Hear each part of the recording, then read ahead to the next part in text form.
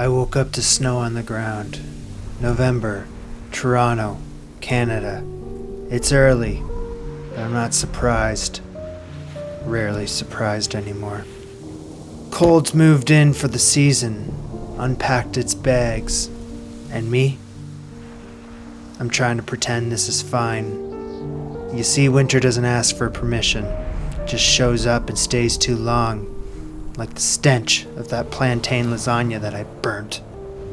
Made it nearly 2 months ago. What gives? I need to prepare. Need to bulk. Need to fatten myself for hibernation. Squirrels dig for nuts. What am I digging? The trees try to tell me things, but I don't speak tree. Searching for answers that may never come.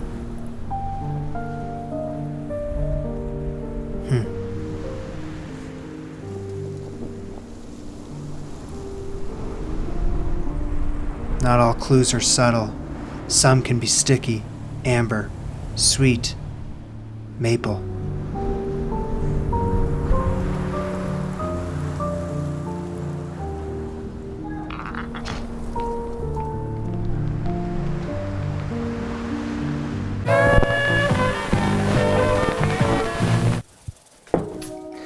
I was about to tap a tree in the park for the syrup. I was this close, and then I decided that will save some time.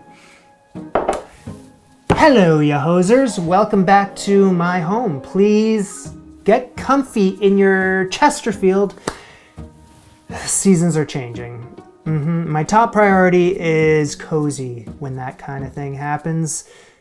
A cozy Canadian cake is on my radar today. A few months back, I had a thrift store haul. Not again with the thrift store haul, man. Do you ever talk about anything else? No, I'm not going to stop talking about it because it's the gift that keeps on giving. Behold, the Canadian Family Cookbook. That is not a turducken, that is just a roast turkey. This is from the Culinary Arts Institute. Over 3,000 kitchen-tested recipes. Check out that hog. It's as thick as the Bible. I can't confirm yet, though, if it's as profound. Keep you posted on that. Anywho, I was flipping through this book. There it is. And I spotted the maple syrup cake. Maple syrup. It is a wonderful thing. So is cake. And never in my life did I ever think that you could combine them both into one thing. And it all makes so much sense. I'm incredibly curious. Maple syrup cake. So I've just kind of put my life on hold while I figure this out. That's it though. Pretty self-explanatory. I'm gonna make maple syrup cake. So this episode's sponsored by Wild Grain. They are the first bake from frozen subscription box. Should be here any moment. On time, as per usual. The box is filled with real sourdough breads, pastries, and fresh pastas. Always a block of butter in there for good luck. They partner with small bakeries across the US. They use simple ingredients, slow fermentation, and somehow you bake the stuff straight from frozen and it turns out every single time. No fuss, straight in the oven. 25 minutes later, it comes out looking like I actually know what I'm doing. This one's their olive oil ciabatta, and it tastes like something you'd get at an actual bakery. Care for something sweet? Snickerdoodle, cranberry orange biscuit. You want something that speaks to the season? Pumpkin and cinnamon biscuit. So you can build your own box, gluten-free, plant-based, whatever fits you, and every order donates 2 meals to a nonprofit. If you want to try it, go to wildgrain.com/antichef. Use my code antichef for $30 off your first box, plus free croissants for life. Thank you, Wild Grain. So we're gonna start this off with 2.5 cups, 300 grams worth of sifted flour. I already sifted it. And in there, I'm gonna add in 3/4 teaspoon of salt and 3 teaspoons of baking powder. You know what, the cookbook says to sift them all together, but I had already sifted the flour, so I was like, oops, I'll just combine them like that. It's not a big deal. And that's not gonna be a bad omen for the recipe, I don't think. Anyway, it's early, but I gotta go fetch a friend that I'm very excited about. It is the greatest pleasure of my life to welcome back to the show, the Silver Fox. Silver Fox! Silver Fox! If you watched my hard-hitting documentary, Saving Silver Fox, It's serious stuff, and for your consideration, Oscar noms in January, so fingers crossed. Anyway, I actually haven't used the Silver Fox for a recipe yet. I just turned it on. I know it works, but I don't know how it works with stuff in it. So we're gonna find out, but I'm not too concerned because I gave the sucker an overhaul. It says you can use 3/4 cup worth of butter or margarine. And usually I wouldn't think much of that, but I just made a turducken and I bought a whole tub of margarine for that. So I gotta use it. So margarine it is. I've never made a cake with margarine in it. Don't know what to expect, but I guess that's just kind of the story of today. A lot of unknowns. It says that you need to cream the butter together, but since this is margarine, it already looks fairly creamed. So, yeah, let's just keep going. In with the margarine, 2/3 cup of light brown sugar. Cream until fluffy. Come on, Silver. Good to have you back. You know what? Last year, I picked up this paddle attachment that kind of has a squeegee part to it, and things are sticking to the side of this bowl here. So I'm gonna give this one a try. That's so much better. Okay, so once that's starting to look fluffy, it looks whipped. A total of 7 well-beaten egg yolks, and adding 1/3 at a time while this thing is mixing. Beat thoroughly after each addition. So there goes 1/3. Do it better next time. Do it this way. There's another 1/3. Okay, this is kind of just stupid. Why don't you just stop? Get the rest in there. Keep it going until it's mixed thoroughly. I've never made a cake batter that looks remotely like that. That's a lot of egg yolks, that's a lot of margarine, so what the hell is that? I don't know what that was. Okay.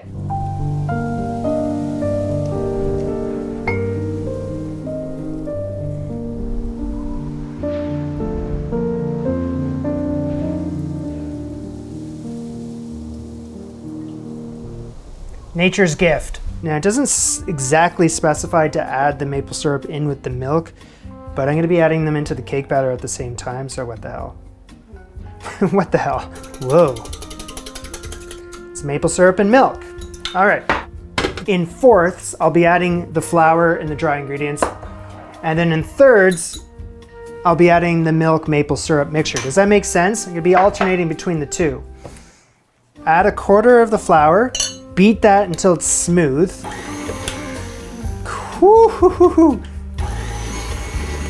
Once that's smooth, 1/3 of the maple milk. Beat that until it's smooth. And repeat the process. The rest of the maple milk, and then the rest of the dry ingredients. Okay, that looks fantastic. I don't want to overdo it. It looks so nice. So I gotta say, I'm pretty impressed with Silver's performance today. It's just so great to have you back. We love you, Silver. You know what else I love is how smooth this batter looks. Good God, that tastes good. I could eat all of that right now. I won't, because that's not right. This is life-altering stuff. Is there any more maple milk that can go in there? No? That's okay. It is so good. Also, huge news. I prepared cake pans before I started filming today. And they're greased up with margarine. They have parchment paper circles in there. The recipe says 3 of these 8-inch cake pans. I only had 2 of these, but I had 3 of the 6-inchers. So I figure, you know what? Just make a 6-inch cake times 3 instead. I turn this magnificent batter into each one of these cake pans. The oven's set to 350 degrees Fahrenheit, and I gotta bake this for, the recipe says, 45 to 50 minutes. Now you gotta keep in mind that recipe says to bake it in this, an 8-inch cake pan. So it would be a larger circle. Obviously this cake is gonna be thicker than what would be in here. Maybe I'll add 5 to 10 minutes onto the bake time. Just go for it and see what happens. I'm gonna be watching these cakes like an eagle while they're in the oven. And if they underbake or they overbake, then that sucks. Good luck. Cake tester's coming out clean. These cakes took half the time the cookbook said. I want to say like 25 minutes. What is this? I'm not driving spatula. I'm not driving t-shirt. This must be an anti-chef merch drop. What? Starting November 14th. Right now, actually. You can pick either of these suckers up separately, or you can combine them. Choice is yours, but you gotta act fast. It's only for 2 weeks so that we can ensure that they make it in time to slide underneath the Christmas tree. Visit antichef.shop, linked in the description. In bay leaves, we trust. I don't know what's happening, but this is turning into a regular occurrence over here. These cakes look outstanding. And they've cooled on this rack. I'm ready to move on to the next part of this process.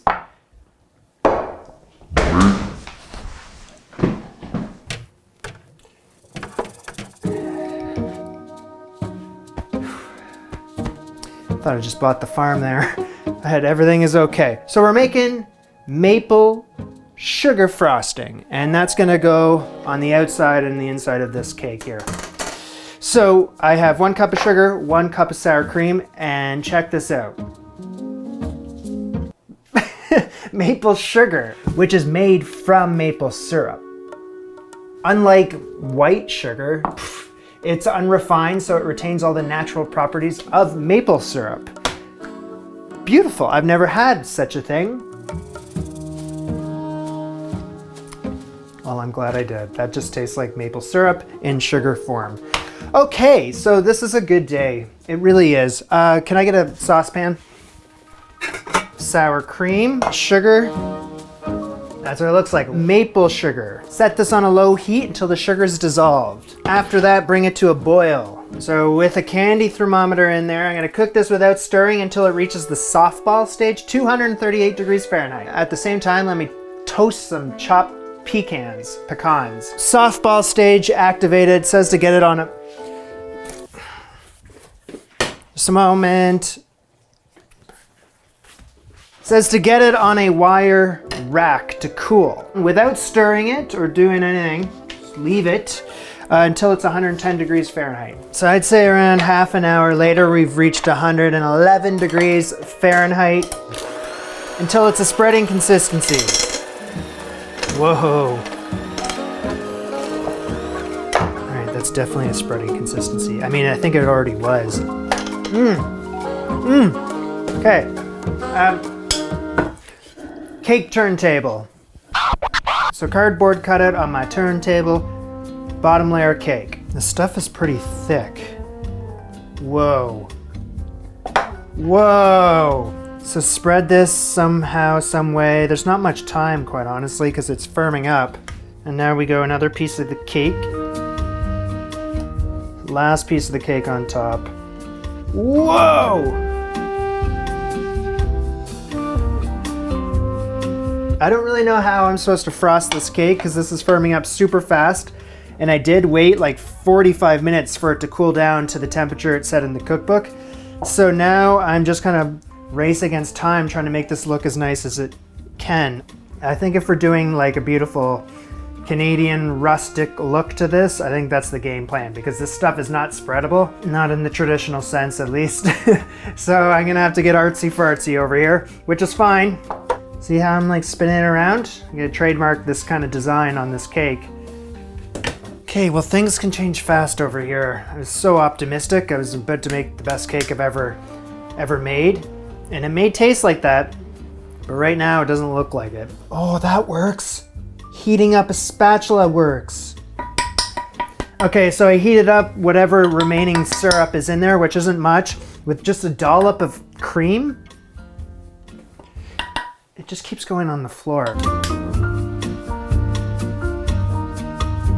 You gotta move fast with this stuff, man. The sides don't look great, but the top looks very nice. I have all these toasted chopped pecans. I was gonna put it around the top there, But now I'm looking at this thing, I was like, okay, well the top looks good, the sides need some work. I'm gonna stick them to the sides. Like that. Yeah, that looks pretty good. It could be a lot worse, I think. I like the vibe. I gotta. So I toasted up some more pecans, and I have this idea of a ring around the top here. In the cookbook, it says that you could use walnuts, but I didn't want to because there's someone near and dear to me that has a walnut allergy, and every time I use walnuts, they can't eat anything, so that's not good. I think besides that bald patch on the back, I won't show you that. I think this looks pretty, you know what? I'm okay with how this looks now. Okay.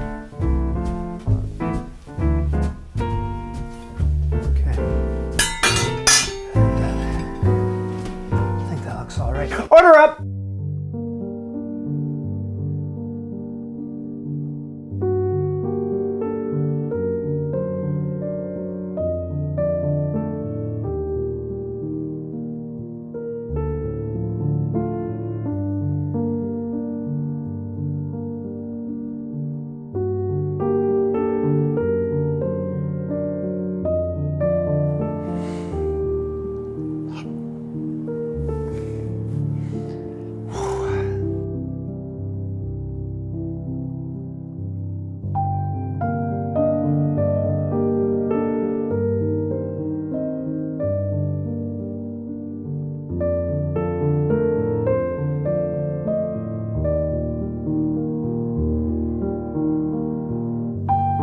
Moments like that, that's what makes life worth living. Maple syrup cake. How is that not more of a thing? Why am I only ever hearing about maple syrup cake now? Even in Canada, I never hear people talk about maple syrup cake. Could I just have a moment of silence here? For all the other cakes that I have made, this one just knocked them all the out. Most recently, the Julia Child French onion soup was rated a solid 11 out of 10 on this channel. And I gotta say, in terms of desserts, we got another 11 out of 10. That's how good that was. I kind of want to keep it a secret, like a hidden gem, maybe like film this video just for me and bury it. But at the same time, you know, people need to know about this thing. I just worry for the maple trees that are about to be tapped dry. Of course, maple syrup is the best part about this cake. It is the whole cake. It steals the show. It is a juggernaut of an ingredient when you really just think about it, right? Because it's sweet, naturally. It's got like a caramel, nutty kind of vibe to it. And you don't have to add vanilla into this thing either, because it's taking care of that. So look at the ground that one ingredient is covering. Really is amazing, isn't it? And it came from a tree. But the recipe itself from this Canadian family cookbook, easy to follow, not a lot of ingredients, and it's kind of foolproof. I am a huge fan of red velvet cake with the sour cream frosting. No, that's not even right. It's cream cheese frosting. This has sour cream in it, so that's not even a... I'm a big fan of maple syrup cake with the maple sugar frosting with sour cream in it, because it has this tangy sour flavor in there too, which is just like a bonus, really. I can't think of a time in my life where I was this happy about a cake. A maple sugar, not sure how easy or difficult it is to find that. I couldn't find it in the shops, but then I didn't look that hard. But then I found it on the website that shall remain nameless. Is there any homework for next time? Couple notes, always notes. First one, I'd ease up on the nuts. I think there's just a little too much with the nuts. I think less is more in this situation. They need to be there, but just not as prevalent. Secondly, I'd be interested in trying that cake with butter, not margarine. I feel like maybe I was missing a bit of a butter flavor in there that would have been... That's my tub of margarine. Just Just reminding myself what it tastes like. Anyway, thank you. Yeah, it tastes very similar to butter, of course. But baking it, does it do the same things that butter does? Like flavor-wise, where like if there's a 3/4 cup worth of butter in there, you would really pick up on it. But with margarine, I don't know what the answer is to that.